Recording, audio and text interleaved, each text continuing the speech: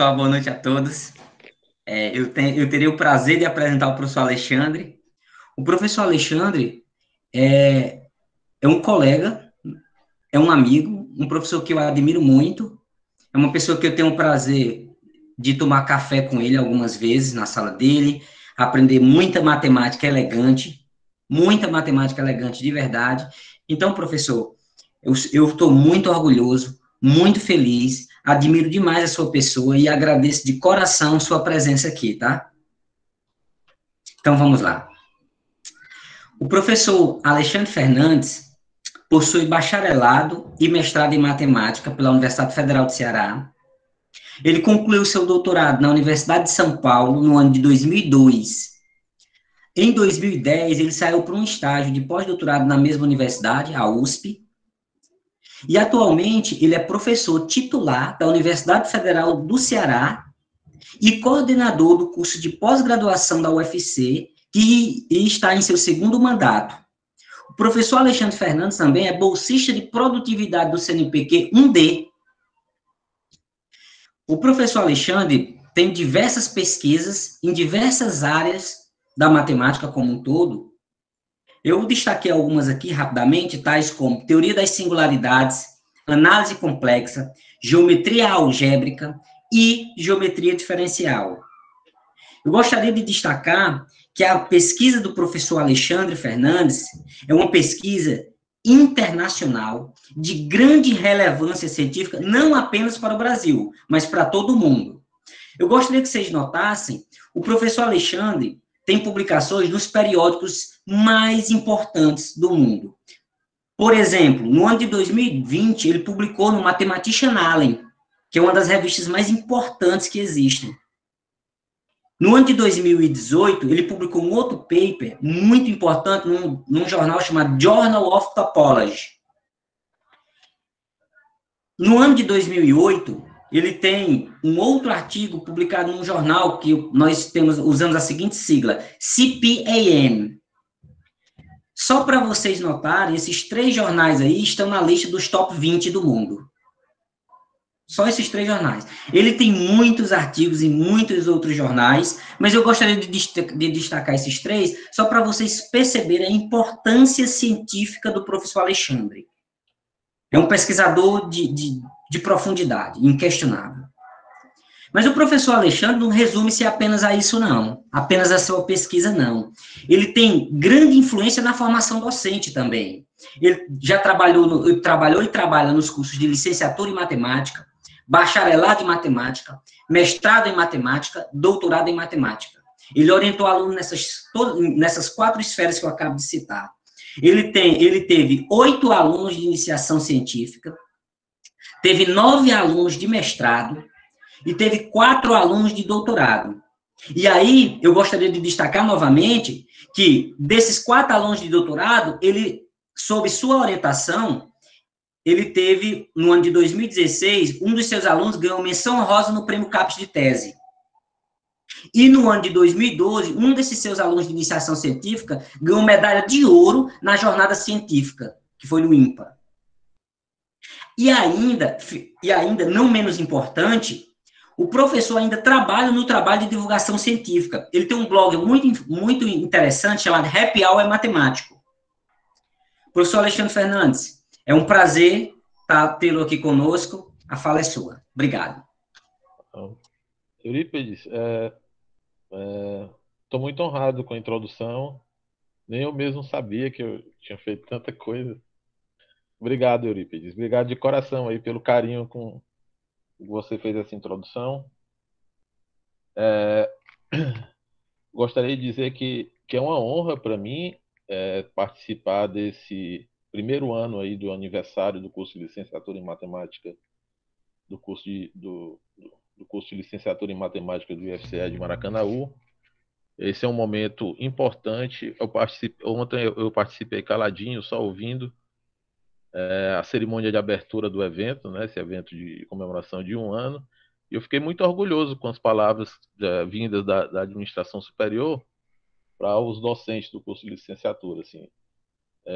Eu vi que as palavras eram genuínas, eram palavras assim empolgantes, eu me senti rejuvenescido com aquelas palavras, assim, com fervor. Aquilo demonstrou um fervor que existe aí no departamento de vocês, que eu acho que não deve apagar nunca essa chama, sabe? Essa chama que mantém a gente na pesquisa, que mantém a gente empolgado com a orientação. E na hora que essa chama apaga, aí eu acho que fica mais difícil. Fica mais difícil porque a vida é dura, né? Na pesquisa em matemática, no trabalho de divulgação. E foi muito bom o momento ontem. Fiquei até orgulhoso, o- assim como da área da matemática, né? Ou pessoas de outra área fazendo referências à nossa área, ao trabalho de vocês. Foi um momento. Parabéns para vocês e obrigado pelo convite, o convite em especial feito pelo o professor Carlos Henrique e pelo professor Eurípides, que me concederam essa honra de participar desse momento com vocês. Muito obrigado. Deixa eu ver. Eu queria também agradecer ao restante da equipe, que eu sei, eu vi ontem que o trabalho aí não é um trabalho só do Eurípides, nem do Carlos Henrique, nem do Davi, que é o coordenador, né? É um trabalho de uma equipe grande. Então, parabéns para toda a equipe aí, tá bom? Para os alunos.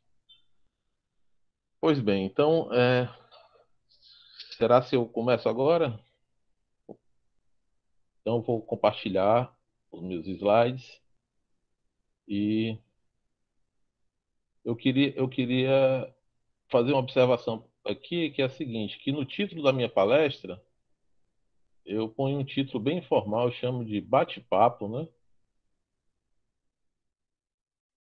Porque eu estou concebendo essa palestra como um bate-papo mesmo. Porque como eu recebi o convite do Eurípides e do Carlos Henrique, e como o Eurípides bem frisou, nós já tomamos alguns cafés, conversamos muito de matemática, e não só ele disse que aprendeu matemática comigo, como eu aprendi matemática com ele. Eu lembro que numa palestra que ele deu lá no UFC, eu fiz uma pergunta, e no dia seguinte ele estava com a resposta, estava com um paper escrito, a pergunta sobre foliações, e ele respondeu imediatamente, assim, em 24 horas ele já tinha a resposta, e eu vou comentar o resultado. Estava dando uma palestra sobre foliações, e aí eu perguntei, tá bem, então suponha que você tenha foliações, um par de foliações, e que essas duas foliações, se você pegar duas folhas delas, elas são ortogonais, né? As foliações têm essa propriedade. Se você acrescentar aí que elas são mínimas, né? As folhas, elas minimizam a área. Será se isso é só foliações por planos, né? No R4? Perguntei no R4. Pega planos horizontais e verticais. E essa pergunta ela tem um contexto por trás dela, tem uma pergunta muito grande, muito importante, que é a conjectura jacobiana, mas eu não falei isso para o Eurípides, eu só perguntei para ele, se ele respondeu, eu pergunto a outra, e se ele respondeu, eu publico. Eu publico junto com ele, né?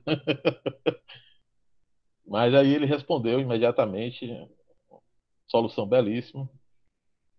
Então, como eu estava dizendo, sobre o título, é um bate-papo, porque eu costumo conversar com o Eurípides, com o professor Edson, que está aqui. Em geral, tem esse bate-papo que é muito frutífero, assim, onde você abre mão de algumas formalidades inicialmente e algumas fórmulas e vai trabalhar com figuras, né? Oh, isso acontece por causa disso, por causa daquilo, que está por trás desse objeto, tem essa história. E eu achei que caberia aqui. Eu estou me sentindo como se fosse lá tomando café com Eurípides, tomando um São Geraldo aí com o Carlos. Eu estou me sentindo do mesmo jeito. Vocês me deixaram em casa e eu sugeri esse bate-papo.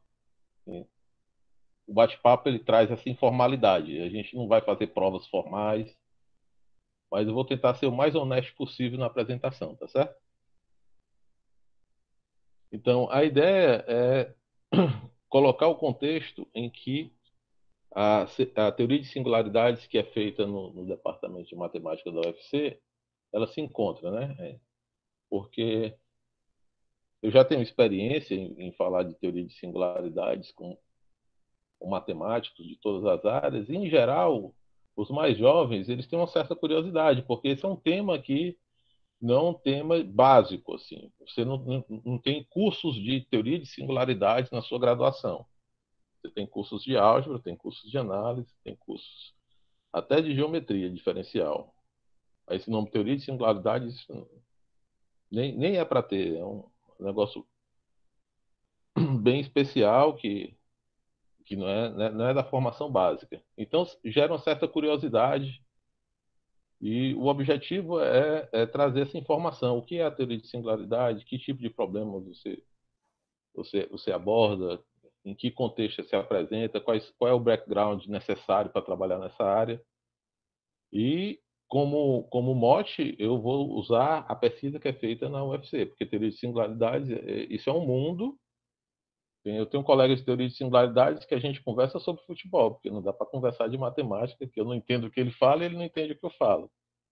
Então a gente fala sobre futebol, tá certo? Então esse é o objetivo. É, eu vou fazer uma observação que eu vou fazer uma apresentação usando uma tela cheia aqui no meu computador e eu não vou ter acesso ao chat, tá certo? Então, no estilo de bate-papo mesmo, quem quiser me interromper, eu não sei quais são as regras aqui do ciclo de palestras, ou pode abrir o microfone, se a regra permitir, me acionar, ou contacta aí o moderador, o professor Eurípides, e ele me contacta e me interrompe. Não tenho problema nenhum de ser interrompido durante a exposição, tá certo? Fique à vontade, professor Alexandre, aí. O jeito que o senhor achar melhor é o jeito que será. Tá certo. Eu só não vou Exato. poder atender, é um chamado no chat, que eu não vou estar atento ao chat. Pronto. Quem quiser fazer alguma pergunta, pode ligar o microfone e fazer a pergunta para o professor Alexandre sem problema nenhum, tá? Isso. Eu vi o professor Edson aqui no chat, tem o professor Humberto também, que trabalha com teoria de singularidades, que está aqui. O professor Humberto, da Federal do Piauí. Então, eu já tenho dois apoios aí para me ajudar também, se eu me enrolar aqui. Então, vamos lá.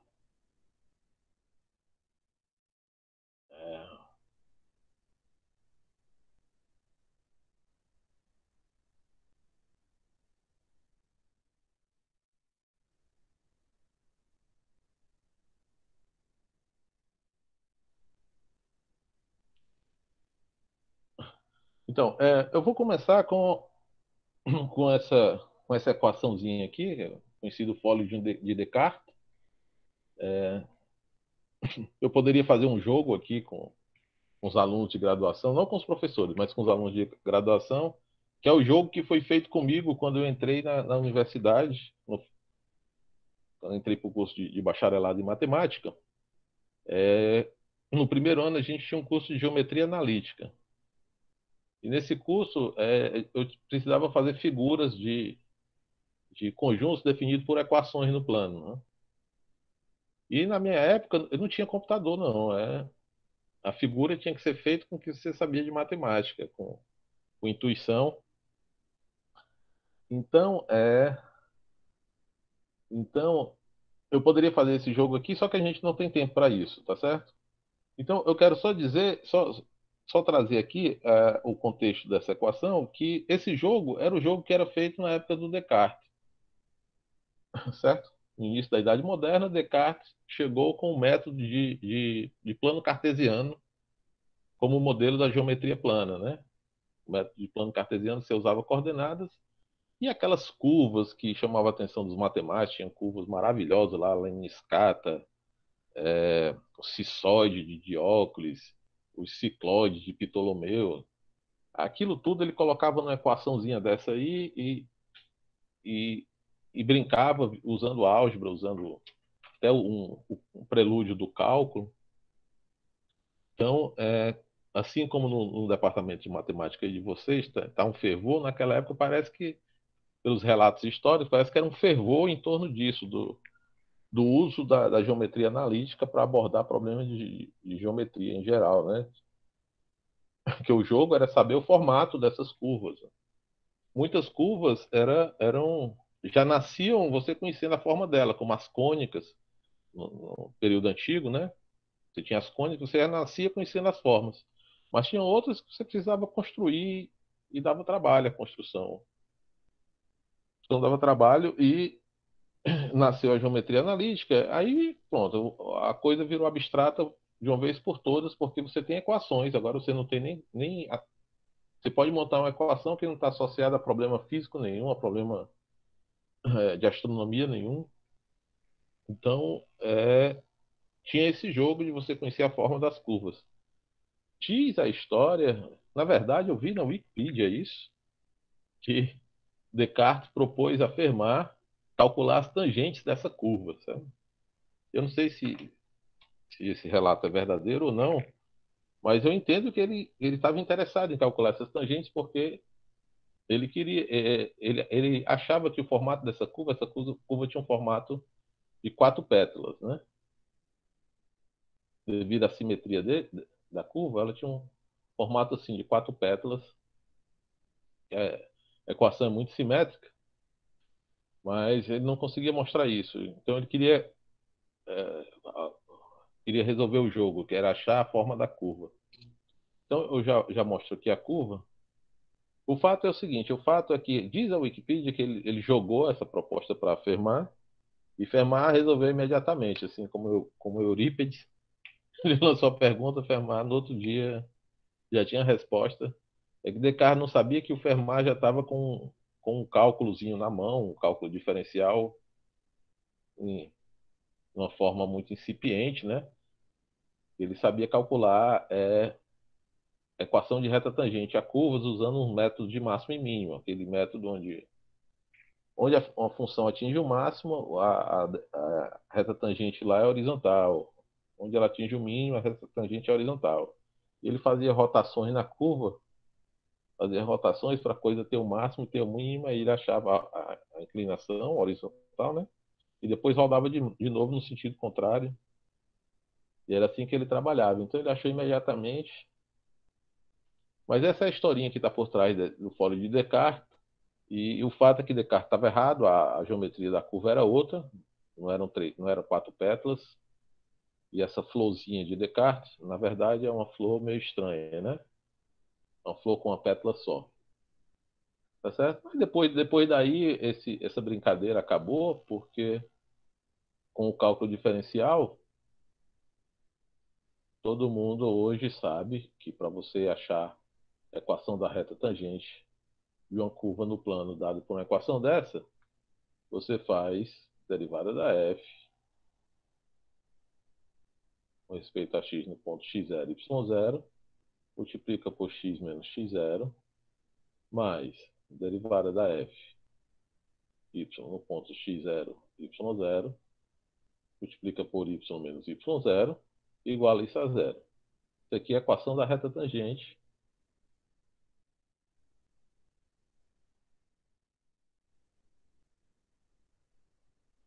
A curva f de x, y igual a zero, no ponto que tem as coordenadas x0 e y0. Então, nem isso eu sabia na época da geometria analítica, porque a gente fazia o cálculo paralelamente, né? Ainda não tinha chegado ainda nessa equação. Mas, e nem Fermat sabia disso também, né? Isso apareceu depois com Newton. Newton é contemporâneo do Fermat, mas não muito, né? Tem uma interseção na vida deles. Newton morava na Inglaterra, Fermat morava na França. Quando Fermat, não, como Descartes estava morrendo, Newton estava nascendo matematicamente. Então, não tem muita interseção. Descartes não sabia disso, não. Tá?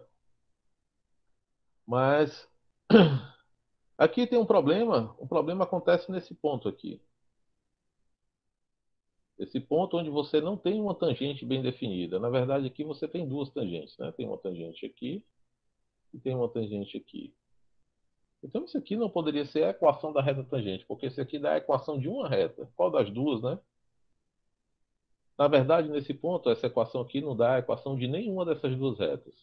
Porque a derivada dessa função aqui, a derivada parcial com respeito a x, é 3x2. No ponto de coordenada 0, 0, esse P é o ponto que tem coordenada 0, 0. Essa derivada é zero.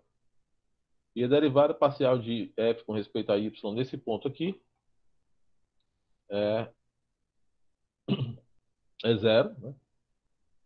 Então, esse coeficiente aqui é zero também, e essa equação vira zero igual a zero. Então, todo ponto do plano satisfaz essa equação. A equação, nesse caso, seria o plano todo.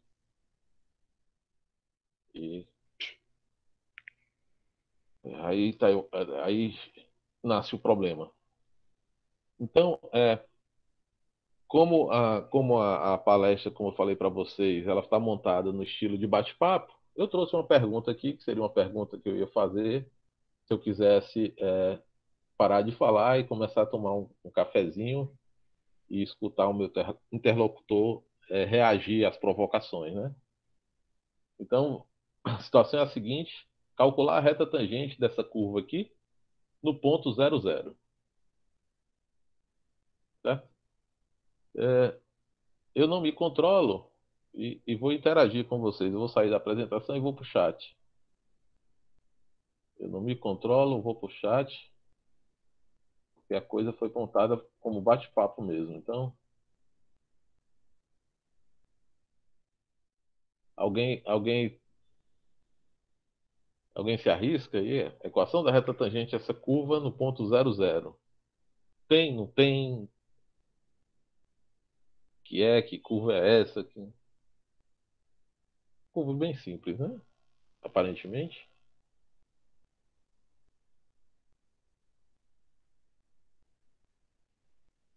Está feita a provocação, né? A provocação está feita. Eu tô medindo aqui pela cara de vocês.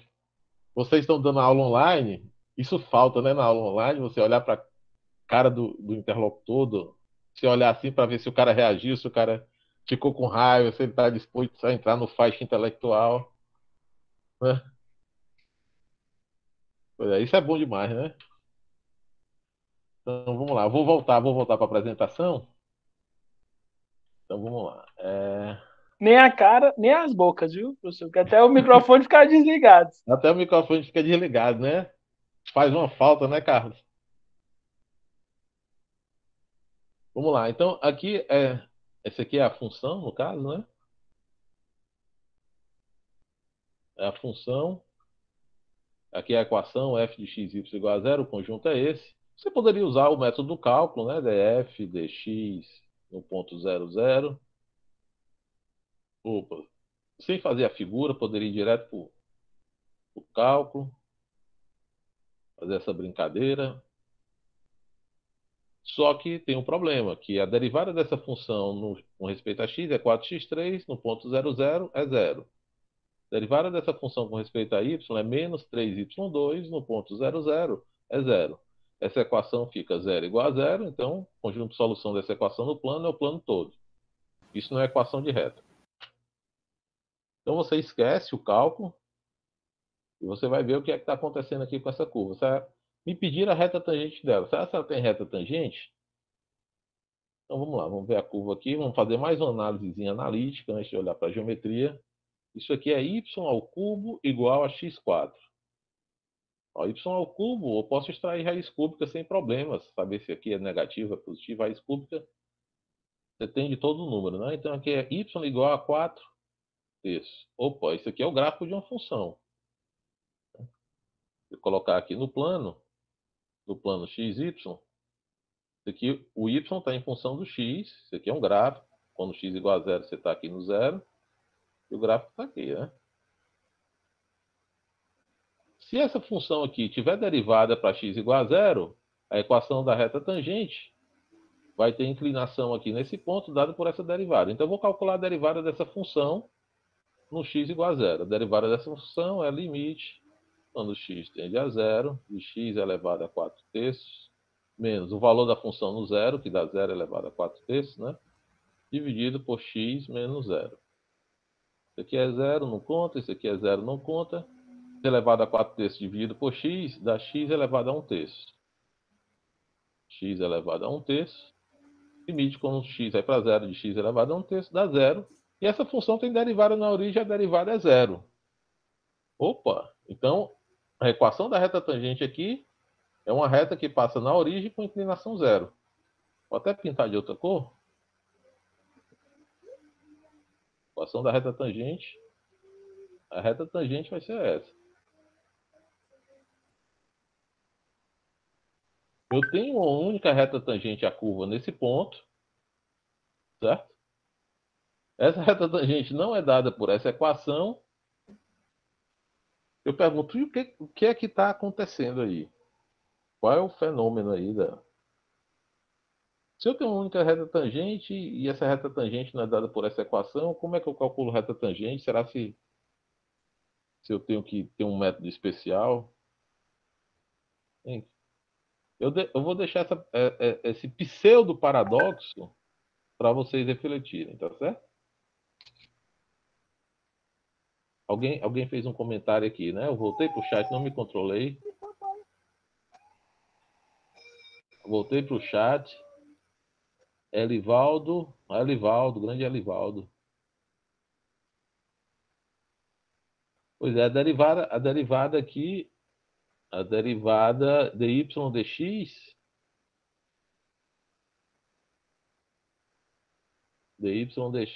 não tem, né? Dy dx aí. Dy dx é x elevado a um cubo. A gente calcula. É x elevado ao cubo, né? A derivada, da y igual a x elevado a 4 terços, né? Dy dx é igual a 4 terços de x elevado a 4 terços menos 1 dá 1 terço, né? Aí tem derivada, é isso aqui. No zero vale zero. Então, esse é o gráfico. Fui para o GeoGebra, fiz o gráfico dessa curva. Esse é o gráfico. Você está vendo aqui no gráfico que essa reta aqui é tangente, mas ela não é muito tangente, né? Esse cara é meio bicudo aqui. Mas pelo que a gente viu, com a definição que nós temos de reta tangente do cálculo, essa é uma reta tangente. Certo? Então, aqui eu queria só fazer uma observação, vou deixar a reflexão para vocês, mas tem uma noção de ponto singular. Ponto singular de curvas algébricas. O que são curvas algébricas? São curvas dadas por equações polinomiais dessa forma. O ponto é dito singular quando ele anula as derivadas parciais. Certo? Quando ele anula as derivadas parciais, ele é dito um ponto singular. Isso quer dizer que nesse ponto singular essa curva não vai ter reta tangente? Não, porque essa aqui tem uma reta tangente. Mas essa tangente não é muito tangente, tá certo? Ela pode ter reta tangente, mas ela não vai ser muito tangente. O que é ser muito tangente? Aí entra um outro conceito aí de o tipo de regularidade do ponto. Se aqui é um ponto singular, o fato de ter reta tangente, ele não é muito singular. Ele é um pouco regular. Aí, quando você pede que essas derivadas sejam diferentes de zero, para equações polinomiais, você vai ter que esse ponto é infinitamente regular. Ou seja, a tangente, o toque dela é o maior possível. Ou seja, o ponto é suave do ponto de vista ser infinito. Então, tem esse conceito de regularidade, que é um conceito também que a gente trabalha. Por exemplo, o professor Edson, que está aqui, é um colaborador meu. A gente colabora em projetos sobre regularidade de pontos, saber quão regular é o ponto, quão tangente essa reta é. No caso complexo, se eu estivesse olhando para essa equação, o fato desse ponto aqui essa derivada ser diferente de zero, já diria que o ponto é singular, não tem reta tangente. Aqui no caso real, não, pode ter uma reta tangente, mas a reta não vai ser muito tangente. Essa é a interpretação no caso real. Então, no caso complexo, eu tenho alguns trabalhos com o Edson, com outros professores, professor Leve, sobre regularidade de pontos, certo? Saber quão singular é o ponto, se você supuser que o ponto tem um nível de singularidade, isso já implica que ele vai ter um outro nível de singularidade e por aí vai. Então, mas eu vou deixar isso aqui como reflexão, é só uma introdução. E eu vou dar um salto aqui, um salto não muito grande, já para... Professor, Opa, Só uma dúvida aqui, rapidinho. pois não. O senhor estava falando aí sobre essa questão de ser muito tangente ou não ser muito tangente. O que é que o senhor entende? O que é que seria isso? Seria a quantidade de pontos da tangente? Eu não entendi Não muito isso. entendeu, né? Bom, a provocação foi feita, Não. ela foi aceita, e agora eu vou falar. O que é ser muito tangente? Você diz que o ponto é tangente quando você consegue colocar uma reta aqui e a curva. Quer dizer, uma reta, você tem uma reta tangente, certo? Agora, uma tangente um pouco maior. Você disse que essa reta é um pouco mais tangente. Quando além da reta da tangente, você tem uma parábola aqui por baixo. Ou, na verdade, a parábola por cima. Você consegue colocar uma parábola aqui, uma coisa de grau 2, né, com coeficiente, e uma parábola aqui por baixo. Essa aqui vai ter uma tangência de grau 2.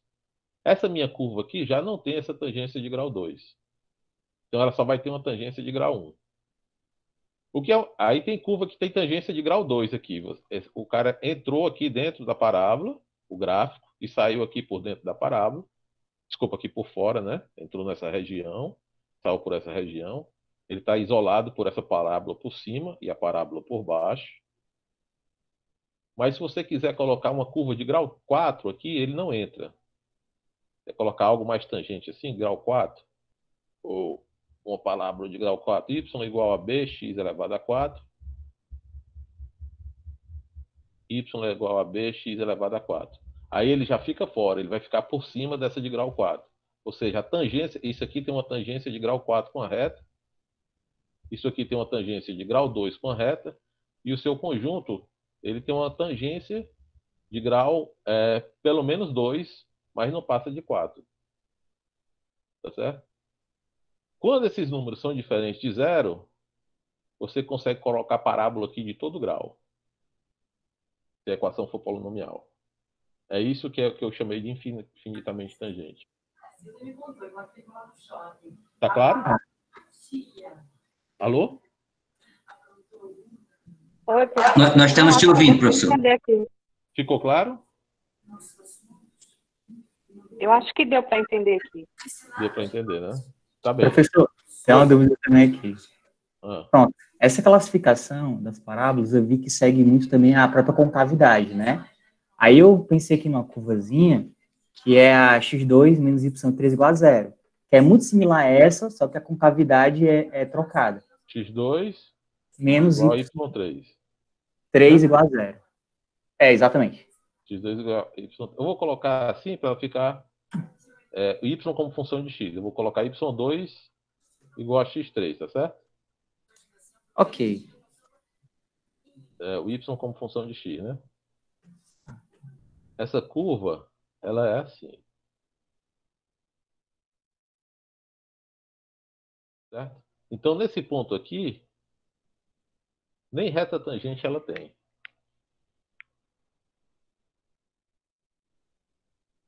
Certo? Se você olhar o y como função de x, ela nem reta tangente vai ter. E nem vai ficar por baixo de parábola, né? Se você puser parábola aqui e parábola aqui, ela fica por cima. Certo? Então, essa aqui mesmo do ponto de vista real, ela é singular. Ela não tem nada de regular para a gente. Seria um exemplo, assim, extremo, né, de singularidade, então? Para a gente Para o pessoal de análise, não. O pessoal de análise já diz que ela é holder regular. Aí, para eles, ainda tem um pouquinho de regularidade, mas dentro da geometria algébrica, isso aí é o singular. É o cara que não tem reta tangente. Que geral essas curvas que eu estava vendo, elas aparecem muito como, quando a gente está vendo as involutas, o conjunto de pontos focais, né? Então, Exatamente. São dá cáusticas. muita curiosidade. Beleza. Então, eu vou passar aqui para dizer como Newton se interessou pelo problema das curvas. Na verdade, ele estava interessado em descrever todas as formas de curvas de polinômios de grau 3. Certo? Na época de Descartes, eles já sabiam que os polinômios de grau 2 eram os polinômios associados às cônicas. As formas que apareciam aqui eram as cônicas, né? Elipse, hipérbole, é o que você estuda na geometria analítica, duas retas, certo? E Newton se interessou para saber quais eram as formas das curvas de grau 3. Só que você se depara com esse problema aqui, que o fólio de Descartes é um de grau 3. E esse pontinho aqui chamou a atenção do Newton e ele esqueceu, por um instante, não, depois ele voltou para o problema, mas por um instante ele esqueceu a forma global da curva e se interessou para saber o que acontecia aqui. Esqueceu a curva, eu vou ver o que acontece aqui. Então, Newton apostou que ele conseguia parametrizar essas curvinhas aqui. Achar parametrizações, daí, com as parametrizações na mão, ele poderia descrever o gráfico, calcular retas tangentes aqui, calcular a equação dessa reta, a equação dessa reta. Não só isso, aí é o de menos. Mas ele teria mais informações sobre a geometria da curva, conhecendo as parametrizações. Na verdade, ele apostou que dava para escrever y como função de x. Vou até apagar aqui. Ele escolheu um ramo desse aqui, esquece o outro ramo. Eu vou escrever y como função de x. Ou x como função de y, não sei. X como função de y aqui. Aqui, esquece outro ramo. Escreve y como função de x. Aqui agora outra função, né? E ele apostou que dava para fazer isso. E na verdade ele fez isso. E ele fez isso. Isso aqui eu peguei de um livro chamado A Singular Mathematical Promenade. Isso aqui tá free na internet, na página do professor Etienne Gies. Né? Ele faz uma exposição muito bonita do trabalho do Newton, coloca lá relatos históricos, e tem essa foto aqui de um trabalho do Newton, que ele diz como ele achava a y como função de x. Na verdade, Newton, ele explica lá, essa é a explicação que está no livro. Newton olhava para uma equação tipo fólio de Descartes, equação assim, ax y2 mais bx y mais cx igual a zero, ele disse, eu vou olhar para esses coeficientes aqui como fossem números e vou resolver a equação. Certo? Então, ao invés de pensar isso aqui como polinômio, vou pensar como números e vou resolver a equação. O método que eu achava aqui para resolver a equação, eu aplico lá para achar o y como função de x. E fez. Então, a gente na graduação, no curso de cálculo, é apresentado ao método de Newton para achar equações de polinômios, né? Então, esse método de Newton veio daqui. E ele faz assim. Para y igual a 2, você tem aqui 8, aqui menos 4, aqui menos 5, então o resultado é menos 1. Para y igual a 3, você tem 27, aqui menos 6, menos 5, o resultado é 11, 16, né? Então é negativo aqui, positivo aqui. Então entre 2 e 3 você tem uma raiz, e a raiz está mais perto de 2, que deu menos 1 aqui. Então, ele pensa que a tua raiz, que é o y, é 2 mais uma besteirinha. Que é uma besteirinha, é um número pequeno. Então, a tua raiz dessa equação vai ser 2 mais uma besteirinha. E ele substitui aqui. Substituindo, você vai ter y, 2 mais p ao cubo vai dar 8, mais 6p ao quadrado, né? 6p ao quadrado, né? Mais 12p, mais p ao cubo, menos 2 vezes 2, menos 4, menos 2p, menos 5, igual a zero. Está aqui a equação. Y, né? Não, está aqui, desculpa. P ao cubo, né? Está aqui o P ao cubo. 6p ao quadrado, 6pp, 12p, tá aqui o 8, e aqui é o 2 ao cubo, né? Sei lá que número é esse. Então, essa equação vai te dar Ou o Y, 6π foi o ao Y quadrado. que ele botou. Y ao cubo que ele botou. Que ele desenhou. O Y ao cubo. É porque tá bem pequenininho.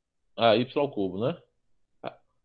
O Y ao cubo, aí tá aqui o desenvolvimento do Y ao cubo, né? Menos 2y está aqui. Menos 4, menos 2. E o menos 5 está aqui. Então vai ter 6π ao quadrado, mais π ao cubo.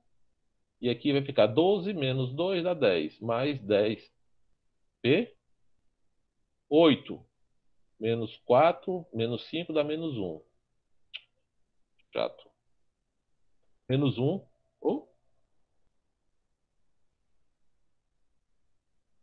Igual a zero. E aqui ele observa, ele começou com P chamando P de uma besteira, ou seja, o P é um número pequeno. Se P é pequeno, esse número aqui é muito menor do que esse.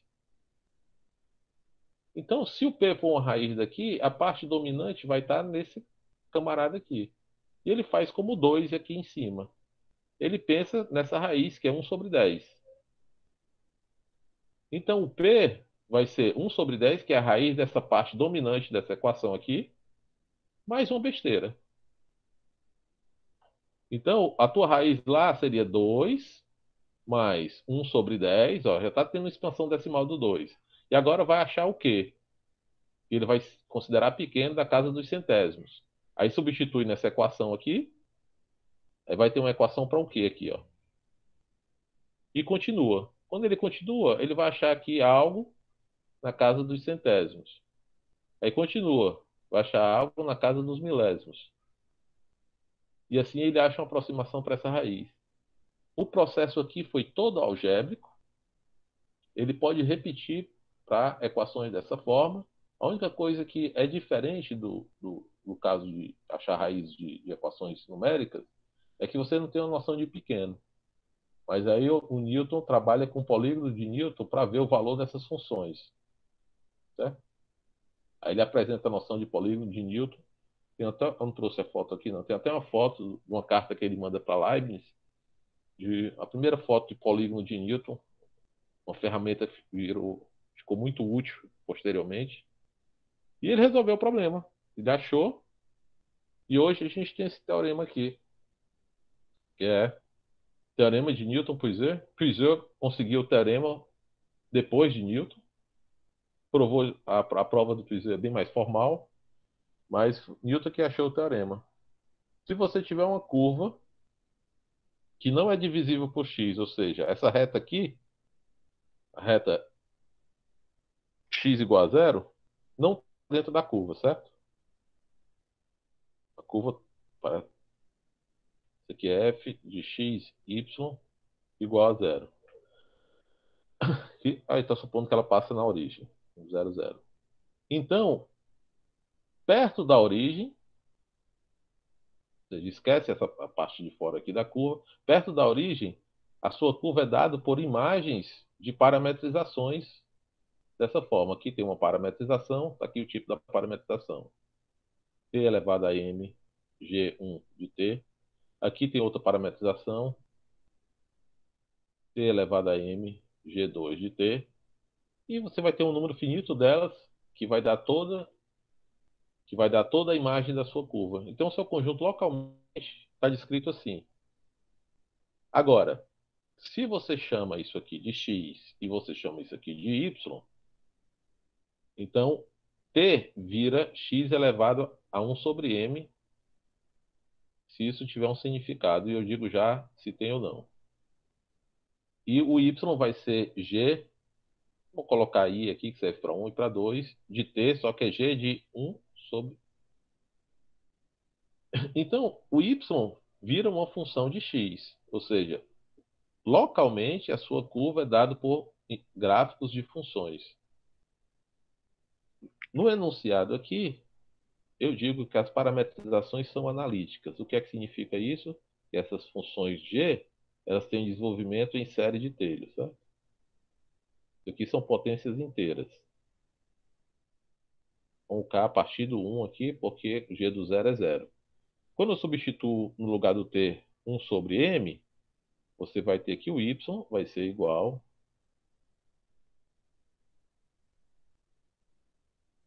a série de potências assim. Ou seja, a função que aparece, o y, é gráfico de uma função de x, a função que aparece aqui é uma função especial. Ela não é analítica, mas ela é uma função que a gente chama, tem uma natureza analítica, que ela tem uma série de potências racionais, né? As potências são números racionais.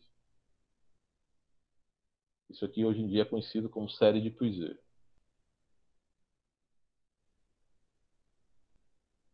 Vou fazer só mais uma observação. Isso aqui é para x, y complexo, certo? Ele resolve esse problema nos complexos. O caso real, ele sempre pensava em solução de equação polinomial complexa. E tá. Você tinha solução, certo? Estava trabalhando no lugar que você tinha solução.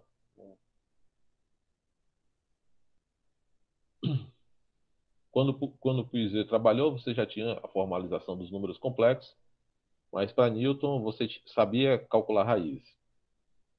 Pois bem, e tem mais uma observação aqui sobre esse tipo de curva que Newton achou, é que esse cara é uma série de potências racionais.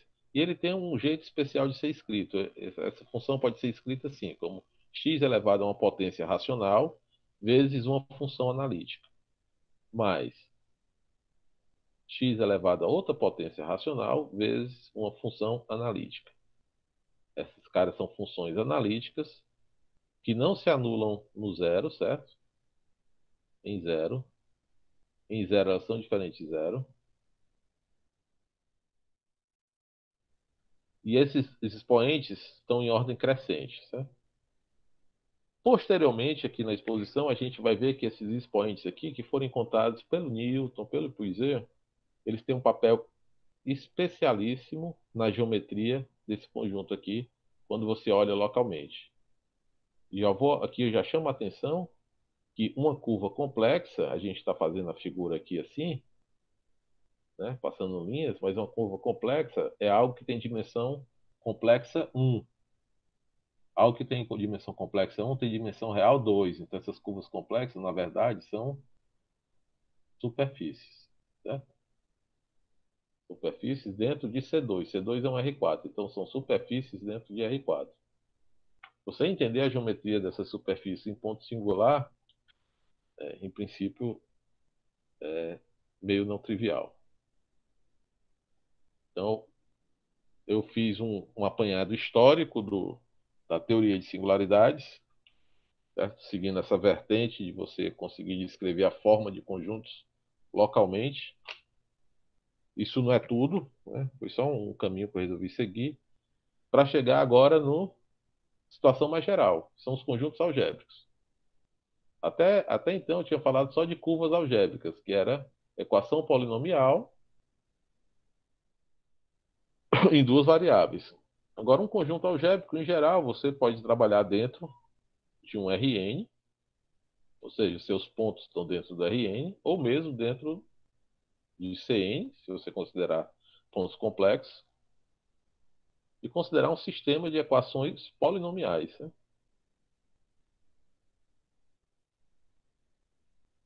Não é estranho você considerar esses tipos de conjunto e tentar entender a forma deles, porque se você quiser qualquer imagem de computador, ela vai te dar algo que é algébrico. Mesmo que ela tente te desenhar uma senoide, certo? O que vai aparecer aqui o que vai aparecer na tela para você é algo algébrico. Você não tem a infinitas ondas da senoide, né? Mesmo o formato vai ser algébrico, porque o computador trabalha só com operações mais, menos, produto, divisão e combinação de números. Então, são operações aritméticas. Então, entender a forma dos conjuntos algébricos é natural por si. Então, tá bem. Então, saímos da dimensão 2, mesmo no caso complexo, no caso de curvas, nós saímos do visual. Então, quando você fala de formas, você vai ter que ter um parâmetro. Rapaz, você está falando de forma, quer entender a forma, você nem enxerga o conjunto, como é que você fala de entender a forma? Então, entender a forma para a gente aqui vai ser o seguinte: eu digo que dois conjuntos têm a mesma forma, existe uma função contínua de um conjunto para o outro com inversa contínua. É o que você diz assim, se você pode deformar um conjunto no outro só esticando o x, torcendo o x um pouco, apertando de um lado, sei lá, fazendo movimentos que você possa desfazer depois, via f, aí você diz que eles têm a mesma forma, como um elipse e um círculo. Você tem uma função contínua que leva a elipse no círculo e tem inversa contínua do círculo da elipse. Tá? Isso aqui, em geral, você pensa isso como uma região que isola o que está aqui dentro. Aqui dentro você põe ar, uma pressão constante, né, aqui, usando a teoria de superfície de curvatura média constante. Você sai aqui da elipse e vai para a esfera se você estiver trabalhando com equilíbrio de pressão, né? Tá? Para aproveitar aqui o público de geometria diferencial que está aqui. Pois bem, então, a gente está trabalhando, quando fala de ter a mesma forma, é isso. É entender os conjuntos a menos o que a gente chama de homeomorfismo. E às vezes nem dá, sabe, para você entender isso aqui completamente.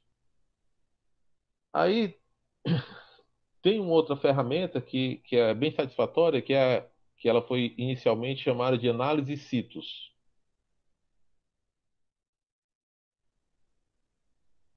Foi criada pelo Poincaré. Tem um livro dele, um paper de análise situs, que nada mais, nada menos do que topologia, esse nome. E nesse paper dele, ele faz a topologia algébrica, onde ele encontra objetos que, a cada conjunto desse, você associa esses objetos da análise situs, e se você tiver x homeomorfo a y, então os objetos são iguais. Essa é a moral. Então tem toda uma teoria chamada de topologia algébrica, que contém a característica de Euler de um conjunto. Isso é um objeto aqui do análise situs.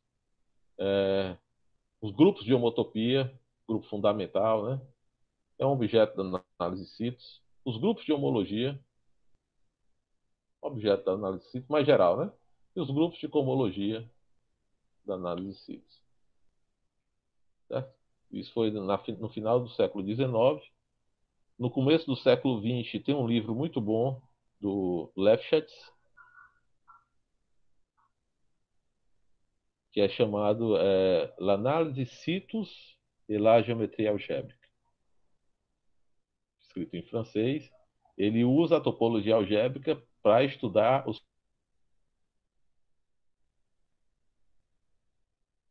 conjuntos algébricos. E ele desenvolve muito a topologia algébrica só em cima dos conjuntos algébricos.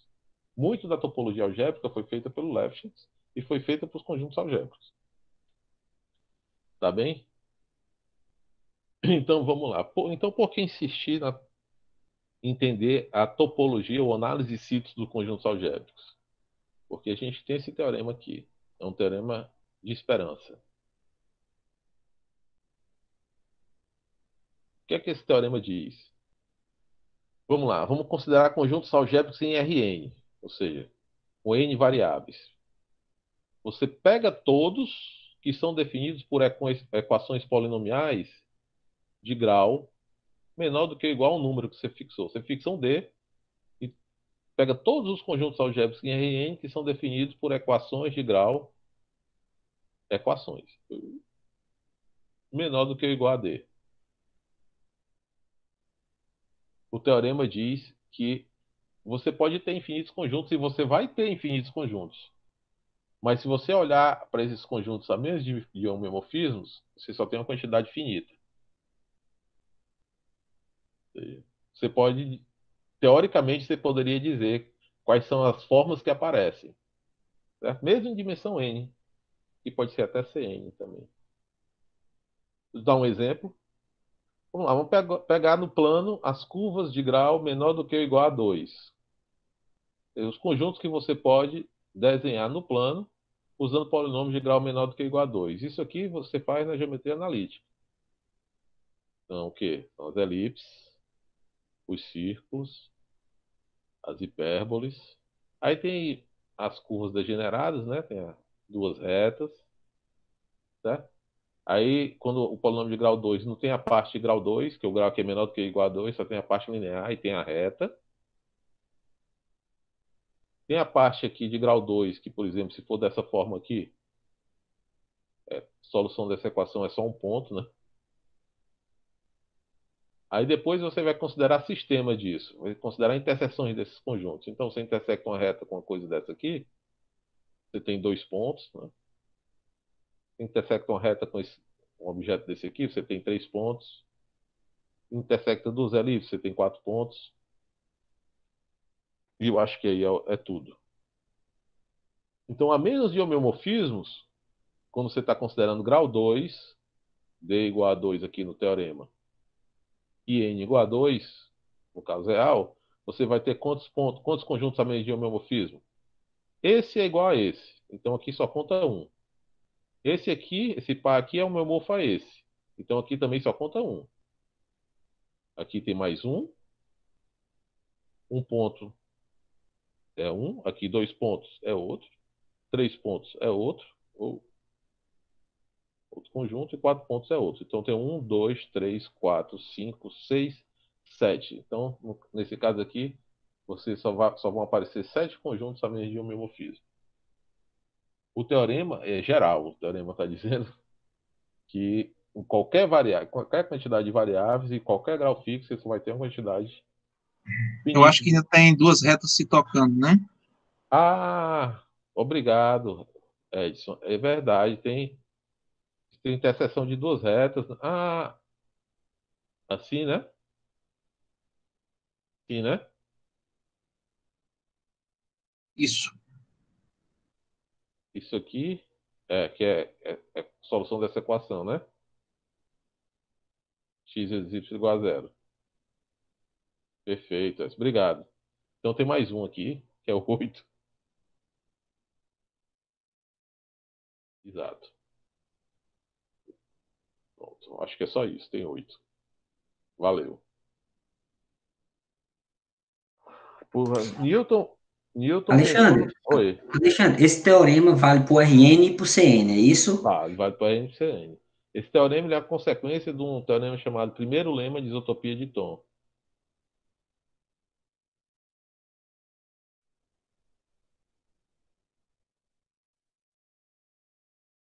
É um teorema que fala de estratificações, como o Benigno estava falando.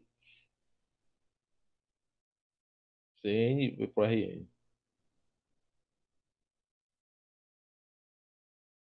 Tá bem? Então, eu vou aqui um pouco mais para frente. Isso é global, certo? E tem um teorema de estrutura no caso local que ainda dá mais esperança para você entender o que acontece com conjuntos quando você quer estudar localmente, porque, como você viu lá no caso do fólio de Descartes, tem a geometria da curva complexa, mas tem um lugar lá que complica, né? Onde aparecem as singularidades, e o Newton parou para entender o que acontece aqui, parametrizar. Então, tem esse teorema de estrutura cônica local que diz o seguinte: se você tiver um conjunto algébrico, aqui pode ser em Cn ou em Rn, e tiver um ponto dele, qualquer ponto, um P, então, a partir de um certo raio fixo, quando você pegar raios menores, aqui essa bolinha já tem um raio menor do que aquele fixado, a interseção da esfera com esse raio e centro no ponto que você fixou, com seu conjunto X, vai determinar a topologia do X todo que aparece dentro da bola. Ou seja, a parte do X que está dentro da bola é determinada por essa interseção aqui com a esfera. Determinada em que sentido? A parte de dentro que apareceu aqui é nada mais, nada menos que, em termos de topologia, que é um cone sobre o que apareceu na esfera. Vamos aqui para esse caso. O que aparece aqui na esfera, o que é? 4 pontos. 1, 2, 3, 4. Pega um P aqui. Um cone com base nesses 4 pontos e vértice no ponto P dá o quê? Dá esse X aqui, né? Então o teorema diz que esse par de curvas aqui, que é o seu conjunto, dentro da bolinha.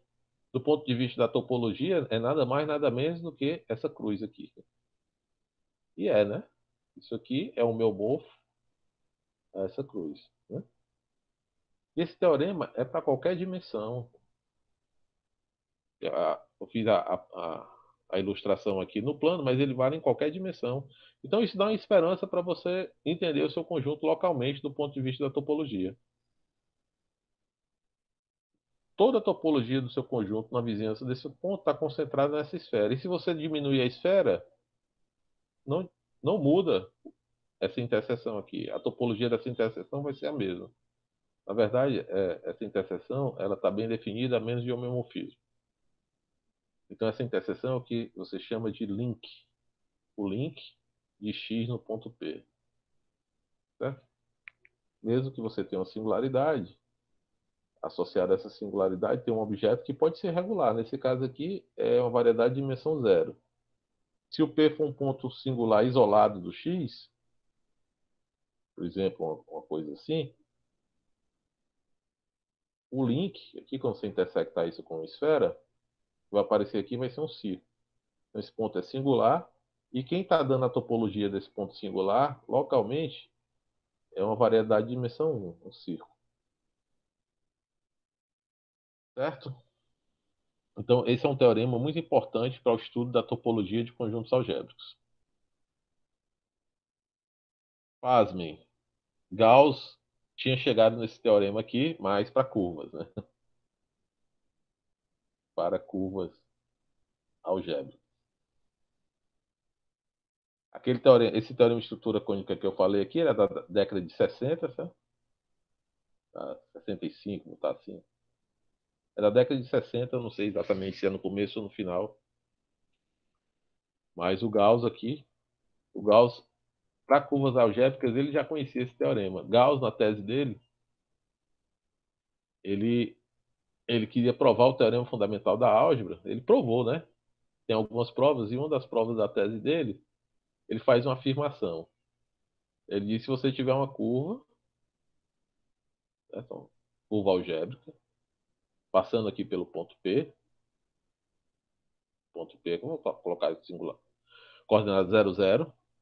Então, para um raio suficientemente pequeno, a interseção da esfera de centro P e esse raio pequeno, vai ser um número par de pontos. E a parte da sua curva que está dentro da parte de dentro da esfera é uma coleção de imagens de curvas contínuas. Né? Mais ou menos o Puiseux, né? Só que aqui é real, no caso é real. Você pode ver uma prova disso usando o teorema de Puiseux. Mas Gauss não fez pelo teorema de Puiseux, ele tem uma prova elementar para isso. Tá certo? E essa prova você pode ver no livro lá do Etienne Gilles. Vale a pena, é bacana. Então, o Gauss já deu um prelúdio da teoria do teorema de estrutura cônica local e, mais ainda, ele tem tem um outro resultado aqui muito importante do estudo da topologia de conjuntos algébricos, é que é o link. Aqui, o Gauss provou que o link de uma curva algébrica é um número par de pontos. Hoje tem um teorema, conhecido teorema de Sullivan, que diz que o link de um conjunto algébrico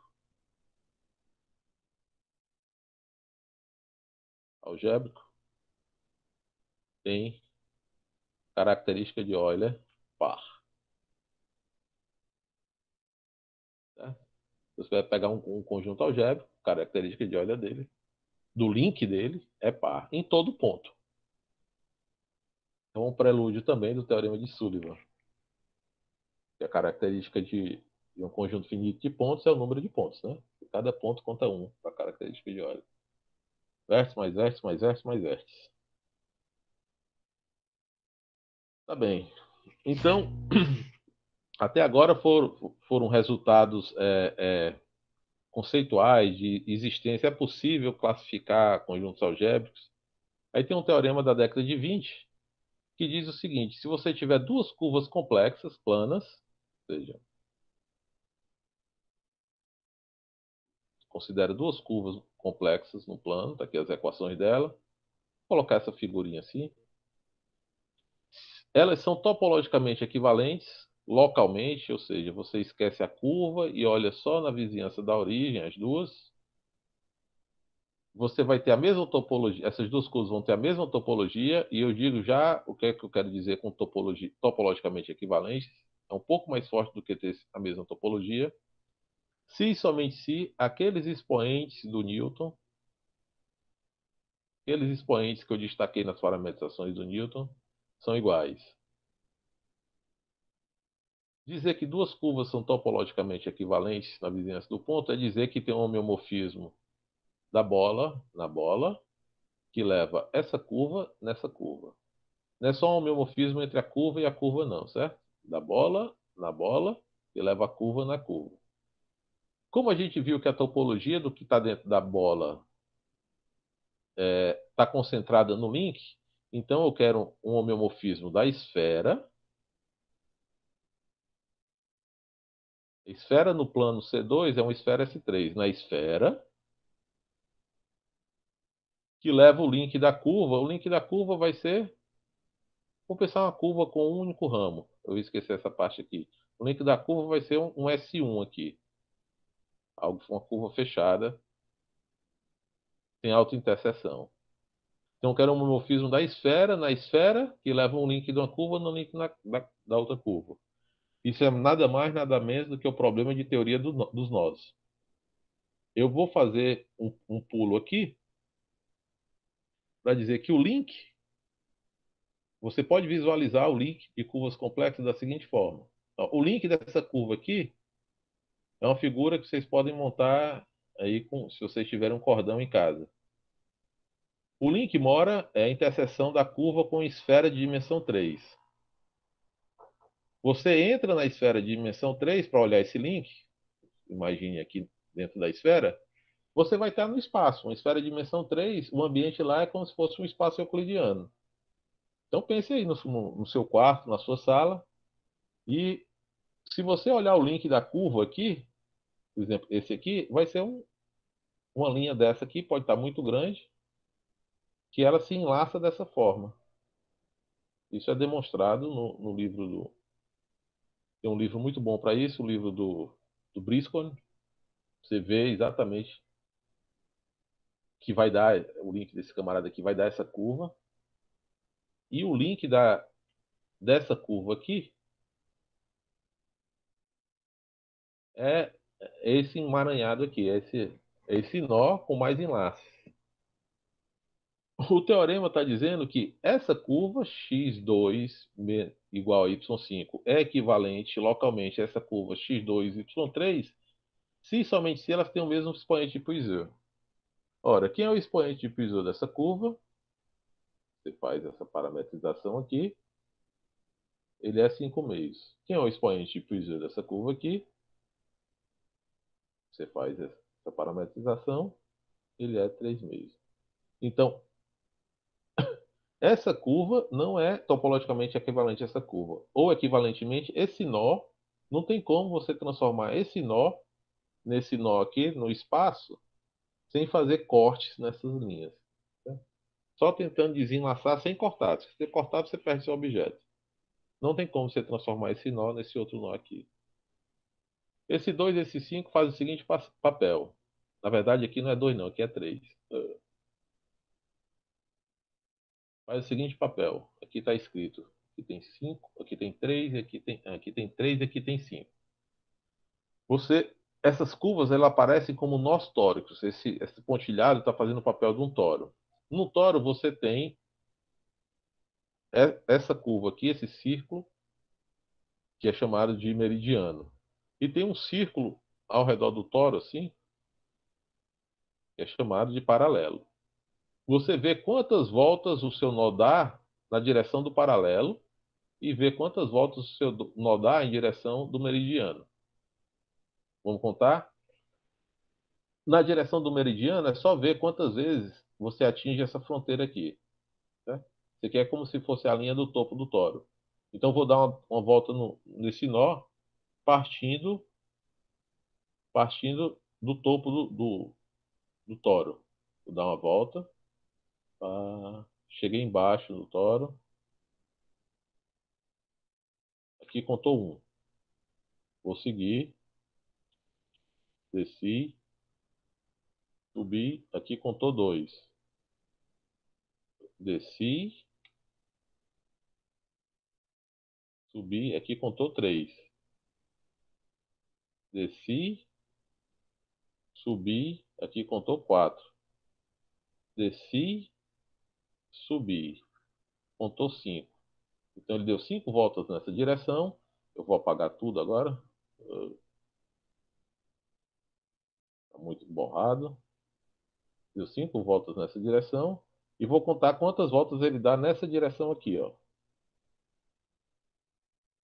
Vamos lá.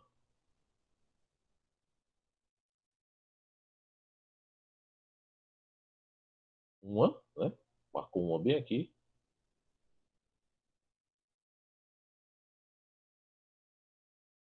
2.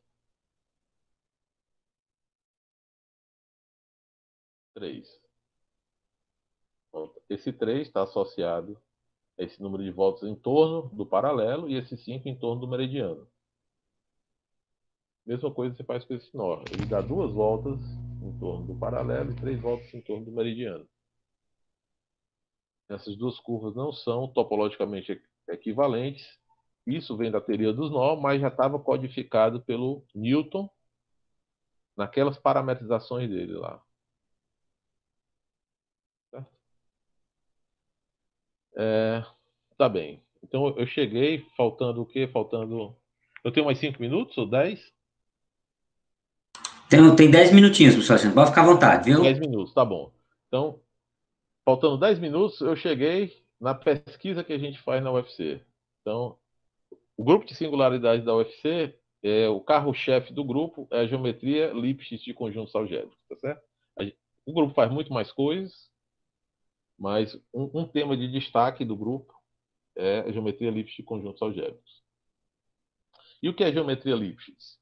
Eu falei para vocês que a topologia, 2 conjuntos têm a mesma topologia se você consegue deformar um continuamente no outro e que essa deformação tem uma inversa contínua também.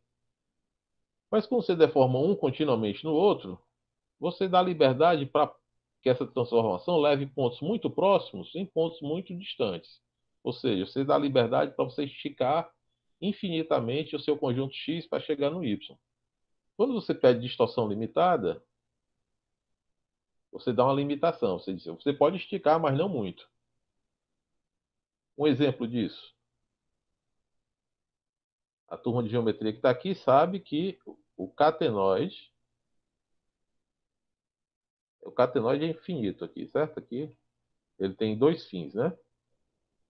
O catenoide tem a mesma topologia do cilindro.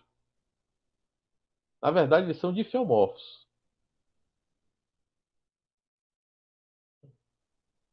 Mas esse homeomorfismo não tem distorção limitada. Ou seja, esse difiomorfismo não tem distorção limitada. Porque quando você se afasta muito aqui, esse círculo aqui, ó, ele vai ficando muito maior do que o círculo do cilindro, o gerador do cilindro. Tá certo? Ou seja, para você transformar esse círculo aqui num círculo do cilindro, ou um círculo do cilindro num círculo desse aqui, você precisa esticar muito. E a distorção limitada não permite isso. Em outras palavras, a sua função que vai transformar um conjunto no outro, se você pedir distorção limitada, ela tem que satisfazer isso. Distância dos pontos na imagem dividido pela distância dos pontos no domínio, isso tem que ser limitado por cima e por baixo. Vou botar a mesma constante aqui, botando o inverso. Certo? Isso é que significa ter distorção limitada. Então, essa é a especialidade, é uma das especialidades da pesquisa do grupo de singularidades da UFC. E nessa direção, nós temos, o teorema não é nosso, né? Esse teorema aqui é Mostovsky, Marushinsky, e Valete. Esse aqui é 85, aqui década de 90, 90 e algo. Esse aqui 2010, 2000 e alguma coisa. Porque 3 nomes para o mesmo teorema, com anos diferentes, porque na versão que ele está aqui, valendo para conjunto algébrico, conjunto real, conjunto complexo, conjunto subanalítico, conjunto semialgébrico, ele só foi provado aqui. Aqui ele foi provado para real e aqui para complexo. Tá certo? Então, por isso os 3 nomes. Mas o que é que diz o teorema de finitude? Diz a mesma coisa para se você quiser trabalhar com distorção limitada. Se você tiver em Rn ou em Cn e considerar conjuntos algébricos com grau limitado, você pode ter infinitos deles. Mas se você considerar a menos de homeomorfismo com distorção limitada, então vai aparecer um número finito. Aí tem pergunta. Antes de eu ir para as perguntas, por exemplo, você sabe que a menos de homeomorfismo, você sabe classificar todas as superfícies em R3. Não só as compactas, as não compactas também, se for completas, certo? Completas. Mergulhadas e complexas em R3, a menos de homeomorfismo, você... topologia finita. Finita. Você sabe classificar menos de homeomorfismo todas elas. Mas com homeomorfismo de distorção limitadas, isso é um problema aberto. Aberto com distorção limitada. Vou para frente. Então, esse é um teorema. Esse teorema eu cheguei nele na minha tese, mas ele já tinha uma versão dele, foi feita por Tessier e Fan, 69. Eles conceberam essa ideia. Eu consegui uma generalização em 2003 com uma prova diferente, e a versão do jeito que está aqui é de 2010, com Walter Neumann e Anne Pichon. No caso de curvas complexas, você consegue locais, né? Você consegue homeomorfismo com distorção limitada. Agora esquece o ambiente que ela está, que leva uma curva complexa na outra, com distorção limitada, com inversa com distorção limitada. Se somente se elas têm o mesmos expoentes de Puiseux. Ou seja, aqueles números racionais encontrados por Newton, eles codificam a geometria elíptica de curvas complexas planas. E aqui surgiu uma pergunta, que era a pergunta de, mas na década de 20, foi descoberto que esses expoentes também codificavam a topologia. Então, topologia e topologia com distorção limitada é a mesma coisa? Essa ficou uma pergunta, e era uma pergunta que muita gente achava que era verdade, só que em 2008, foi o paper que o Eurípides citou, um paper de 2008 no CPAM, junto com o Levy, a gente encontrou exemplos de curvas, de superfícies, curvas não dá, de superfícies complexas, aqui em C3, ou seja, isso é um objeto de dimensão complexa 2, então é um objeto de dimensão 4, com singularidade na origem, então é algo que chega com dimensão 4, com singularidade na origem, que a geometria complexa dele, a geometria com distorção limitada, não é dada pela interseção do conjunto com esfera. Você intersecta esse conjunto com esfera pequena, você tem um link. Se a geometria dele, do que estava dentro, fosse determinada pela topologia, então, no caso da topologia, você tem um teorema de estrutura cônica local, que diz que a topologia é nada mais, nada menos do que um cone sobre um link. Mas a gente mostrou que esse conjunto não tem equivalência com distorção limitada para um cone sobre o link dele. Isso não acontece. E para E para mostrar isso, a gente precisou recorrer a um tipo de análise CITOS criada pelo Lev na década de 2000. Nada mais, nada menos do que topologia algébrica para geometria Lipschitz. Ele criou uma teoria de homologia métrica e a gente usou esses objetos da homologia métrica dele para chegar nesse resultado.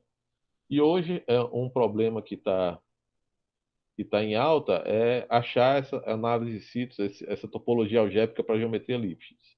Edson, que está presente aqui, tem um trabalho belíssimo agora, que está submetido para publicação, que ele junto com o Javier de Bobadilha, com a Sônia Renz e a Maria P. Pereira, encontraram uma teoria de topologia algébrica para geometria Lipschitz. É muito novo. Então, essa busca por essa análise de CITOS da geometria Lipschitz, ou seja, essa topologia algébrica da geometria Lipschitz, ela está bem popular hoje em dia. Aqui eu vou só citar, deixar registrado, eu estou falando da pesquisa do grupo do Departamento de Matemática da UFC. Então lá tem o professor Les Bibraí, eu, professor Vincent Grandjean, professor Edson Sampaio, professor Helge Pedersen, professora Maria Michalska e professor Kevin Langois,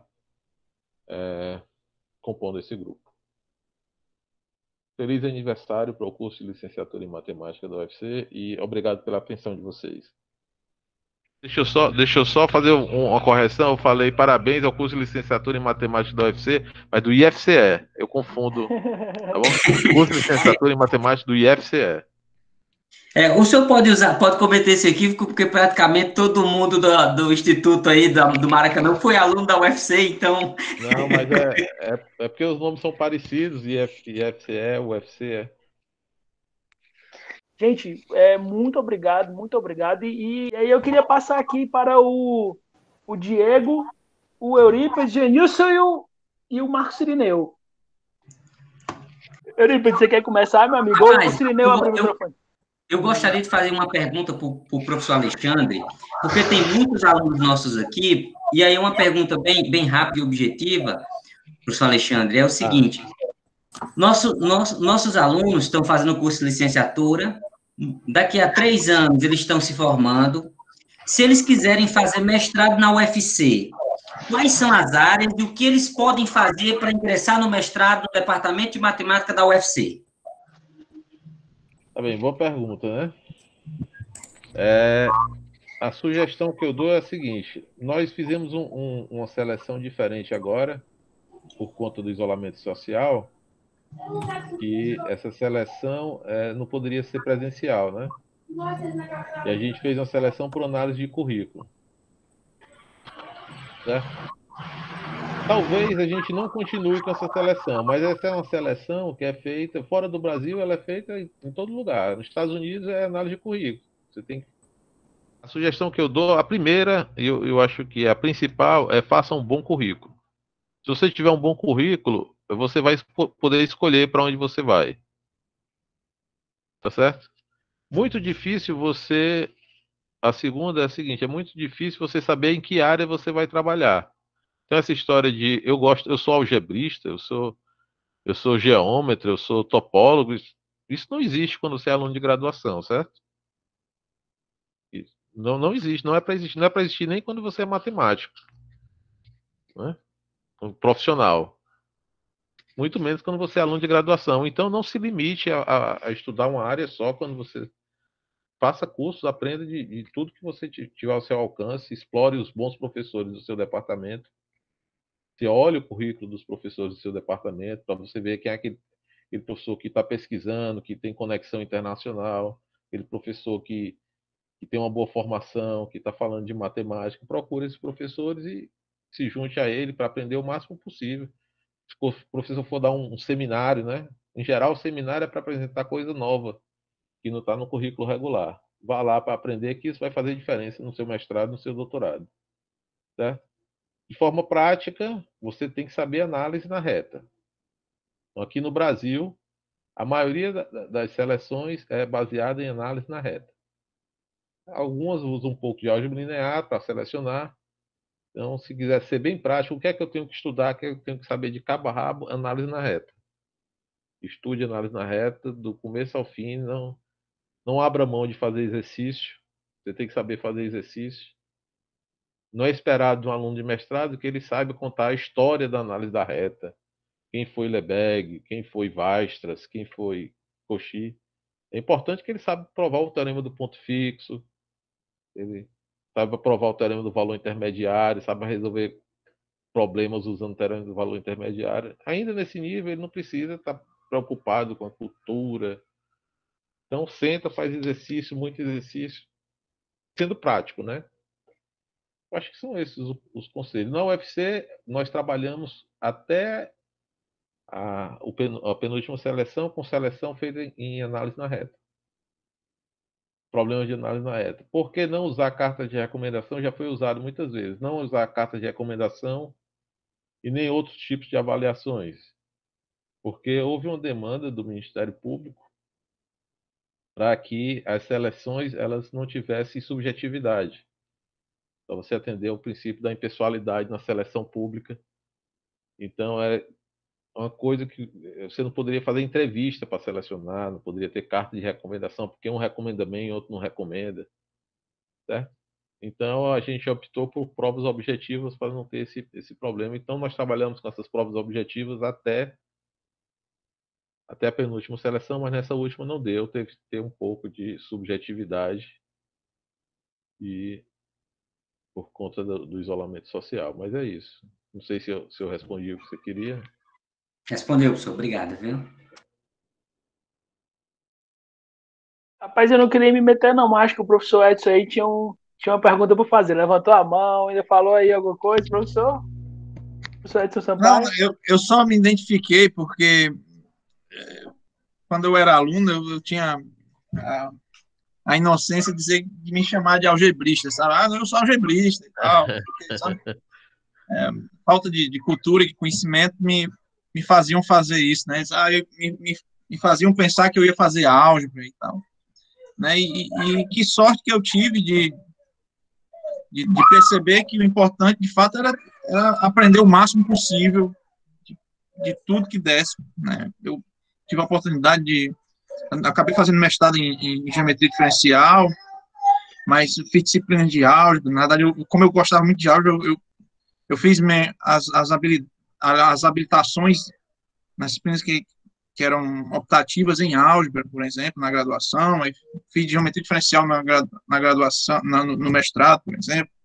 Né? Tive a oportunidade de fazer algumas disciplinas de análise, geometria diferencial, novamente, topologia. Só reforçando o que o Alexandre disse, né? Eu acho que o cara tem que tentar aprender o máximo possível, né? Ter a oportunidade de ter um professor bom, dando uma disciplina boa, você vai lá e vai aprender. Se você se identificar, que ótimo, né? É aquela história, se você não quer trabalhar, faça o que você gosta, né? Escolha o que você gosta, escolha a área que você gosta e fique nisso, né? Você não vai precisar trabalhar nem um dia, porque você vai estar fazendo o que você gosta. E eu sou abençoado com isso. A teoria de singularidade, fazendo propaganda aqui, a teoria de singularidade tem uma vantagem, né? Ela tem um leque gigantesco para você estudar, assim. Se você é um cara realmente que tem um viés mais para álgebra, você consegue estudar, pesquisar numa direção mais voltada para álgebra. Você gosta de análise, consegue fazer pesquisa mais direcionada para geometria, para álgebra, para análise e assim por diante. Fazendo uma propagandazinha, eu queria fazer isso. Fantástico. Fantástico.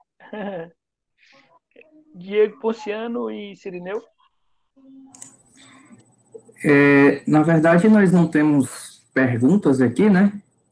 Esse seria um momento de perguntas se alguém tivesse inscrito. Só teve uma pergunta do Diego de Souza, mas já foi respondida. Ô, Benigno. Então, eu não sei, a gente Pode ser uma pergunta boba, não sei. Através do link, eu sempre estou interessado nessa coisa de quando o conjunto singular é variedade, né? Através do link, assim, você tem informação sobre a topologia, mas tem alguma esperança de você ter informação sobre a questão diferencial do que acontece dentro daquela bola? Pois é. Tem um trabalho recente com o professor Edson aqui, está submetido para publicação, que é exatamente sobre isso. Quais são as condições mínimas que você pode colocar no link para você receber que o ponto singular lá, na verdade, é um ponto regular. Legal. Certo? Então tem pesquisa, chama... Mas regular como valor regular ou regular como regular variedade? suave. Não, com variedade. Ah, legal. Ah, depois você pode... Já está publicado? Tá com link. Esse especialmente não está publicado ainda não, tá? Mas está no archive. Legal. Eu tenho página, o Alexandre também tem. Desculpa, interrompendo, desculpa.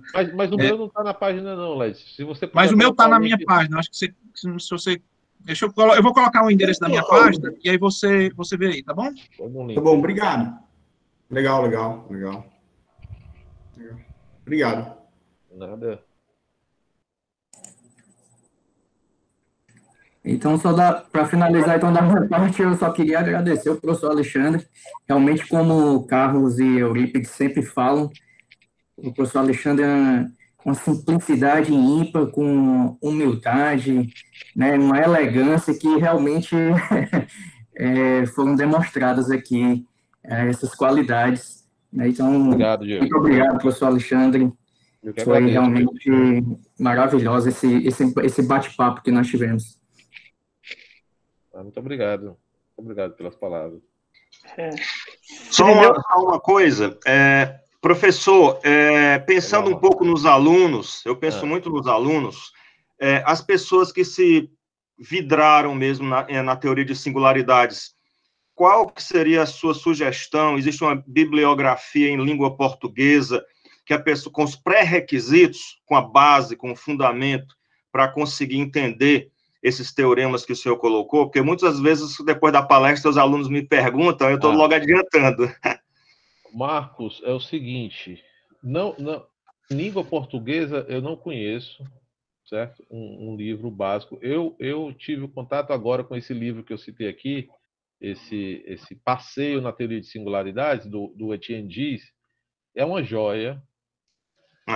É uma joia. Quem quiser entrar no assunto de teoria de singularidades, eu recomendo entrar usando esse livro. Ele está em inglês. Tá. O Etienne Gilles, o Etienne Gilles, ele fala português. Sim. Ele quer traduzir esse livro para o português e ele tem um curso dado no INPA, está gravado no YouTube por esse livro. Então, o livro está todo em português, mas em vídeo, né? Tá se você quiser ler, ele está em inglês. Mas lá ele tem as explicações, tem aulas, são 15 ou 20 aulas, no curso do INPA chamado Tópicos de Singularidades. Ok. Aqui, o Renato está dizendo aqui, tem um curso no INPA, exato. O curso é em português. Tá certo. É uma maravilha. Na verdade, quem me indicou esse curso foi o Renato. Está aqui. Rapaz, muito é uma cultura. Certo. Pois aí ele já tem uma direção. E parabéns, professor, pela exposição. Uma maravilha. Uma maravilha. Obrigado, a gente está sempre aprendendo coisas novas. Obrigado. Pois, pessoal, não tem mais perguntas. Carlos, você quer finalizar, Carlos? Meus amigos, queria começar aí agradecendo a todos que puderam participar aqui, tá certo? Muito obrigado aí por nos dar essa honra de estar aqui comemorando esse 1 ano do curso de Licenciatura em Matemática, né?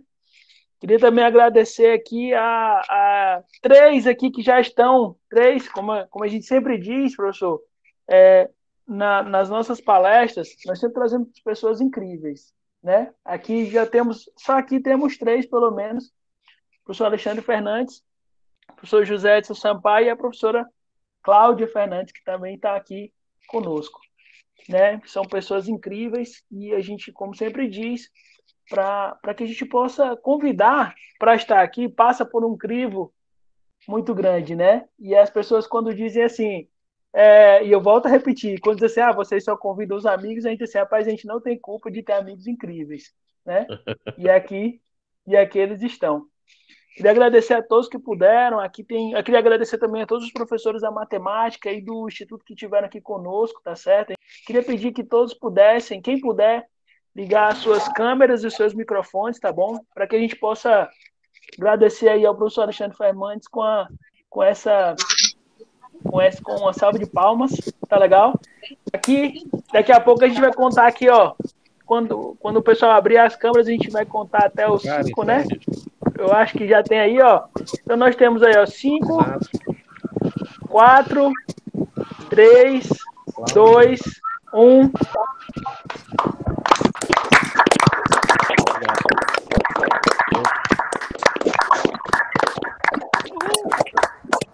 Obrigado, pessoal. Obrigado.